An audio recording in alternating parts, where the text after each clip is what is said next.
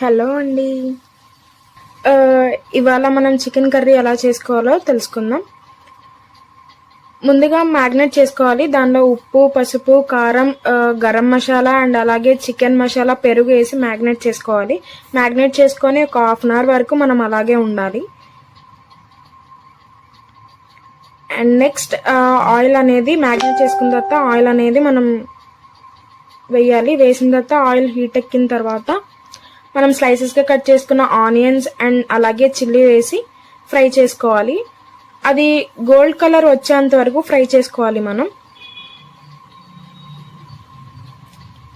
ఆ తర్వాత నెక్స్ట్ మనం అల్లం వెల్లుల్లి పేస్ట్ వేసి ఫ్రై చేసుకోవాలి.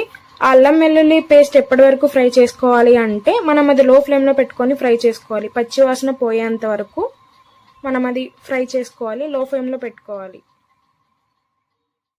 మసాలా అండ్ ఆనియన్స్, మిర్చి ఫ్రై అయిపోయిన తర్వాత మనం టమాటో, మిర్చి, ఆనియన్ గ్రైండ్ చేసుకొని దానిలో వేసి అండ్ టమాటా స్లైసెస్ కూడా వేసి ఫ్రై చేసుకొని టమాటా ముక్క ఉడికే వరకు ఉంచుకోవాలి.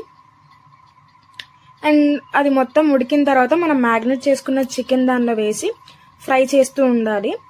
అది మనకి ముక్కల నుంచి వాటర్ వచ్చేంత వరకు మనం దాన్ని మూత పెట్టుకొని లో ఫ్లేమ్లో పెట్టుకొని ఫ్రై చేసుకోవాలి. అండ్ స్లోగా తిప్పుకోవాలండి. మసాలా, చికెన్ అన్నీ కలిసేలా ఉండాలి.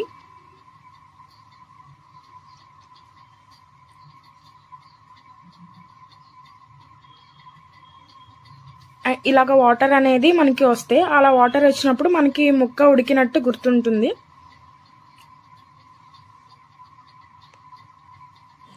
అండ్ నెక్స్ట్ మనం గరం మసాలా 1.5 స్పూన్, అలాగే చికెన్ మసాలా, అలాగే ధనియాల పొడి వేసుకొని ముక్క చిదకకుండా మనం ఫ్రై చేసుకోవాలి.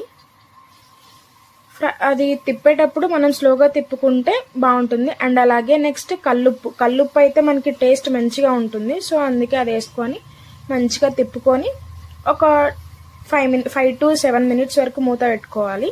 మూత పెట్టుకుంటే చూసారా, నేను 1 డ్రాప్ కూడా వాటర్ అనేది పోయలేదు. అదంతా చికెన్లో నుంచి వచ్చిన వాటరే. ఒక్క డ్రాప్ కూడా వాటర్ అనేది పోయలేదు నేను చికెన్లో. అండ్ అలాగే స్పైసీగా కావాలనుకుంటే ఎక్కువ కారం, లేకపోతే కొంచెం వేసుకొని మనం తిప్పుకోవాలి.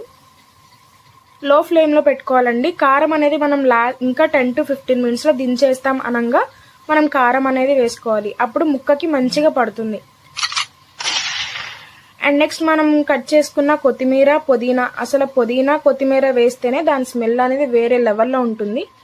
ఆ కొత్తిమీర, పుదీనా కూడా వేసుకొని మనం బాగా తిప్పుకుంటే మంచిగా ఉంటుంది. ఒక 5 minutes అట్లా ఉన్నిచ్చి ఆఫ్ చేసేసుకొని హ్యాపీగా తినొచ్చు. టేస్ట్ అయితే చాలా బాగుంది అండ్ అలాగే స్మెల్ కూడా చాలా బాగుంది. ఫైనల్గా ఇట్లా ఉంది. టేస్ట్ అయితే చాలా చాలా చాలా బాగుంది.